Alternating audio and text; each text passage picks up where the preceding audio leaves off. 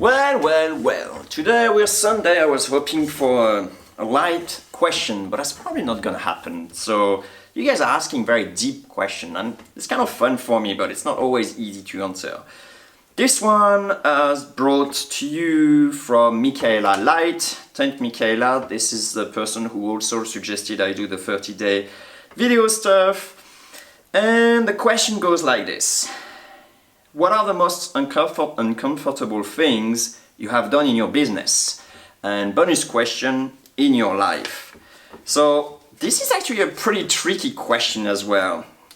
I don't think there is such easy question anyway, but this one is difficult because once it's done, something is not so uncomfortable anymore. Like, you know, if you take a cold shower, for example, that may be super uncomfortable, but once you've done it a few times, then you don't even think about it. Although I may need to do it a few times because right now it's pretty uncomfortable. Alright, so let's go back into what is the most uncomfortable thing I've done in my business. And like I mentioned, this question is more, it's a bit like I ask you, you know, what's the further way you've been jogging, or, you know, how long you've been, when was the time where, you know, you jog the longest distance? And it's difficult because you keep on, to reach, for example, so I'm gonna tell you maybe like 22 kilometers, but to reach this, there's a lot of training that goes through it. And I believe fundamentally that in order to grow your comfort zone, you need to act at the limit of your comfort zone. So I'll give you an example. In the year 2003 or 2004, I've been speaking at the GDC. Now, GDC is a game developer conference. It's in San Jose, or it was in San Jose before I moved to Los Angeles. Point is, it was a massive conference in my industry. Being a speaker there at the time was like super prestigious, and so I think it was way outside of my comfort zone. I did it, but somehow I don't think I grew because of this, and it kind of left, you know, a taste of failure. It wasn't like the most horrible talk, but it wasn't great either. So I wasn't not happy about my performance, and I don't think I learned so much because I think it was like so far off my comfort zone. So it got me thinking into, you know, right now I'm pretty comfortable with a lot of things when it comes to business, but it took me a certain time to go at that point. So I can tell you the most uncomfortable thing, but in retrospect, everything I did was the most uncomfortable thing because I grew my comfort zone as time goes. So I thought a moment about what are some of the things that I did to actually expand my comfort zone. And I think a lot of the uncomfort when it comes to business from me coming from a development background was everything related to money and being rejected. So here are a few things that I did. Oh, and one more thing, sorry, I forgot. One more point I want to make as well is my growth really accelerated when I started thinking about or seeking being uncomfortable. Before, I didn't try to really avoid uncomfortable situation, but I kind of just let them happen. And therefore, I didn't have as many, and therefore my comfort zone didn't grow, you know, that quickly. But at some point in time, I decided to seek being uncomfortable, especially regarding business things, and that's really when my growth actually started, you know, rocketing. Okay, so concrete things I did. At some points, I followed Noah Kagan challenges about being uncomfortable. I bought his course about like $1,000 a month business. I think it's still online. You can search for it.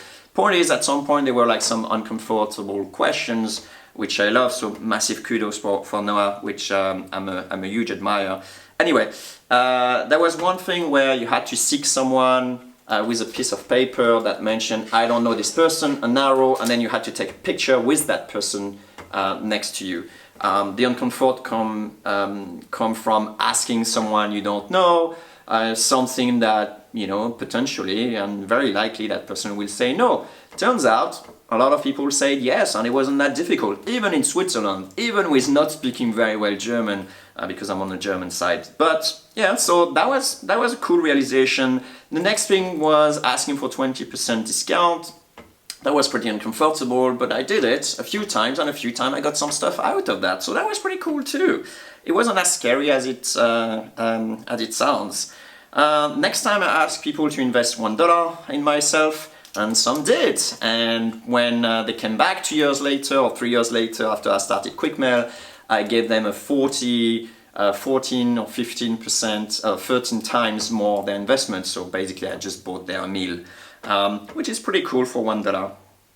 And the last thing I would say about doing uncomfortable thing for business was making cold calls to people, just asking them questions about their industry, trying to uncover some business thing that I could do to bring value.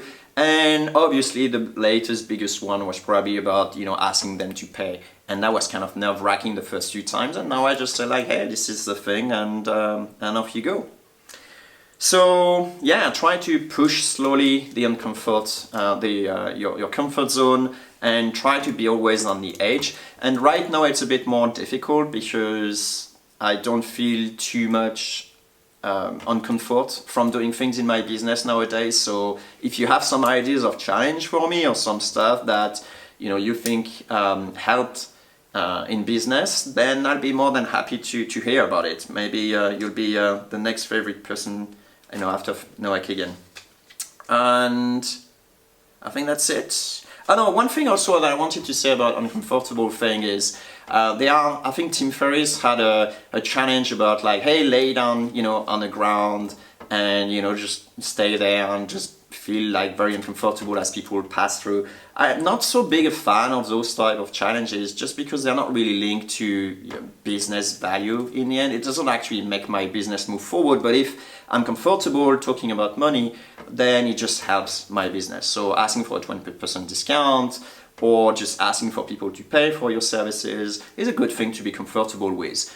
Being comfortable with laying on the ground, on the street, less practical application unless you want to apply for being a homeless person, which I don't think I want to do. Anyway, here's the bonus question. I kind of did the same exercise for in life. It's probably not super complete, but at the same time I didn't want to spend my whole afternoon on it and bore you with all the details.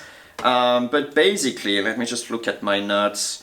Nowadays I'm pretty rarely uncomfortable just because I have my own sort of judgment and I don't really pay too much attention of the judgment of other people, whether it's positive or negative. I don't think you can really distinguish. You can't just take the compliment and then reject the critics. I think you have to reject everything or take everything. And so, but anyway, I just came back thinking about things. Spider was something I was super afraid of when I was younger, and at some point I decided like, hey, what's the point anyway to be afraid? And I decided to go beyond the fear. And since then I'm like kind of doing things that initial reaction is a bit of fear, but it's not necessarily justified per se. So I've been doing bungee jumping, really super cool, skydiving as well, and doing some electric skateboard as well. Kind of like, beyond fear, that's just like not much fear. So as you do those things, you realize like, hey, I survived. And if you don't survive, then at the end you're dead, and so, end of story. But if you survive, you come out stronger. Anyway, kind of that's it for today. If you have any questions, just as usual, leave them in the comments.